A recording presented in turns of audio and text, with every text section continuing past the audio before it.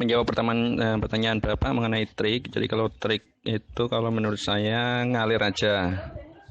Cuma secara dari pengalaman saya yang saya lakukan itu emang kita mainnya online juga offline. Jadi sebenarnya yang paling mudah itu kita offline dulu. Kalau offline kita bisa manfaatin sosmed, bisa manfaatin data teman. Jadi data teman ini sebenarnya merupakan modal untuk kita menjalankan bisnis ini. Ya, untuk data teman itu ini sebenarnya harus ditulis gitu kan, supaya nanti ketika kita mulai prospek itu nggak merasa down. Dalam artian ketika kita mungkin prospek sekali, 2 kali, sampai 5 kali kok ditolak, itu kita sudah masih punya stok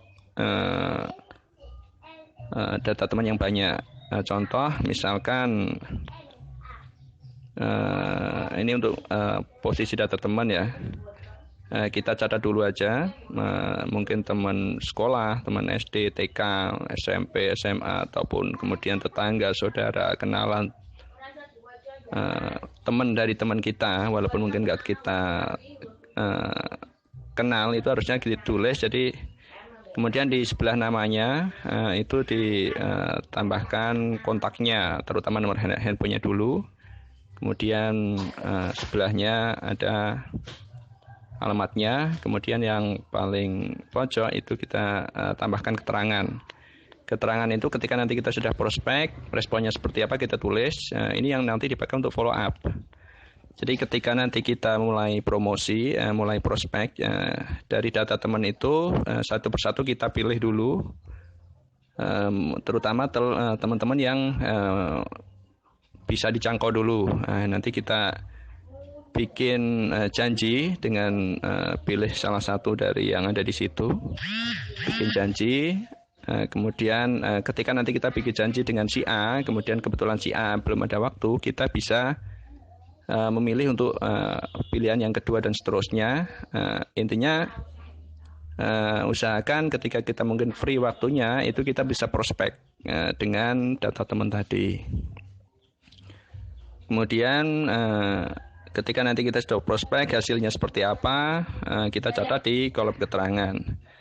Jadi ketika nanti kita prospek si A, kemudian berurutan si B dan seterusnya, mungkin nggak langsung join.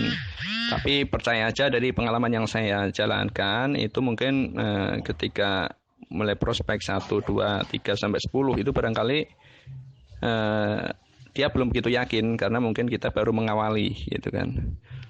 Cuma lama-kelamaan itu kita bisa lebih terlihat profesional karena sudah terbiasa dengan kesalahan. Jadi kalau menurut saya itu yang penting kemauan dulu, mau untuk action, mau untuk prospek. Soal salah itu biasa, jadi kalau menurut saya bisa itu karena biasa. Jadi kita biasa salah dulu, akhirnya saya yakin nanti kita bisa benar dalam menjelaskan. Yang penting kita ada kemauan, keberanian untuk action dulu. Kemudian untuk berikutnya itu kita pantang menyerah dengan mungkin penolakan di awal-awal itu kita anggap biasa aja, kita anggap mereka itu sebagai ajang latihan kita untuk mulai mengenalkan PayTrend ini. Nanti saya yakin dari intinya kita yakin dulu mengenai PayTrend itu ya, itu merupakan produk yang benar-benar bermanfaat, menjadikan solusi untuk kita semua. Ketika kita yakin, dengan kita meyakini, dalam artian saya yakin harus dengan mencoba beberapa transaksi yang nanti fitur-fitur ini kita sampaikan. Seperti yang umum ya, pulsa, mungkin bayar listrik, token, kemudian barangkali mencoba mencetak. Karena nanti pertanyaan-pertanyaan umum itu kan gimana sih untuk daftar, kemudian bisa dicetak enggak, dan seterusnya. Ketika nanti kita mulai prospek, mungkin di awal-awal kita ada beberapa pertanyaan yang mungkin kita belum bisa jawab. Nanti kita bisa share ke leader-leader, bisa di grup ataupun dengan yang lain bisa. Yang penting nanti kita mulai mau action dulu. Berikutnya saya yakin dari pengalaman saya sih, misalkan punya contoh 20 teman, data teman tadi, kemudian kita coba prospek 10 orang, Mungkin karena yang 10 itu belum bisa dijangkau, belum bisa deal dalam bikin janji. Dari 10 itu mungkin ada 2 atau sampai 3 orang yang join. Nah, sisanya itu saya yakin nanti dari total 10 tadi bisa dikatakan 80%-nya sebenarnya nanti berminat, cuma nggak langsung join, itu nanti ada yang berbagai alasan.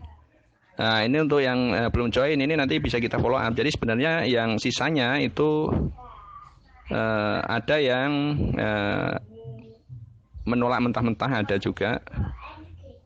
Cuma dari yang mungkin belum join, ada yang masih belum ada dana, masih harus izin suami atau istri dan seterusnya. Nah, ini nanti dipakai untuk bahan follow up. Jadi intinya sebenarnya mereka itu bukan menolak, tapi karena alasan tertentu mereka mungkin belum join dulu. Nah, ini yang sebenarnya bisa kita follow up lagi. Nah, itu nanti kita lakukan. Jadi mungkin dari 10 itu bisa dikatakan bisa yang join itu 2 atau 3. Cuma nggak ada masalah misalkan yang join 2 itu karena di Paytrend itu sistemnya kan sistem bisnis cerdas. Jadi kita membangun aset. Jadi kita membangun aset yang mana nanti mitra yang menjadi konsumen kita itu bisa menjadi mereka itu aset kita, yang mereka selain bisa menggunakan manfaat aplikasi Paytrend, mereka juga berhak ikut memasarkan layanan Paytrend, diberikan motivasi oleh perusahaan ketika mereka mau berbagi manfaat ke yang lain, diberikan bonus-bonus yang tentunya nanti ini ada perkembangan komunitas yang ini nanti jasa kita di awal mereferensikan misalkan pada 2 si A, si B, nah ini dihargai terus dalam bentuk nanti ada royalti transaksi, ada bonus leadership dan lain sebagainya, termasuk reward. Itu mungkin untuk secara offline ya. Sekarang bisa juga kita sambil menjalankan secara online juga. Menjalankan online itu sekarang zamannya Android, sosmed luar biasa, bisa kita manfaatkan untuk promosi ya. Ini nanti mungkin untuk yang secara online seperti apa, lain waktu nanti bisa kita sampaikan. Mungkin sementara itu untuk yang penjelasan untuk Pak Aiman, mudah-mudahan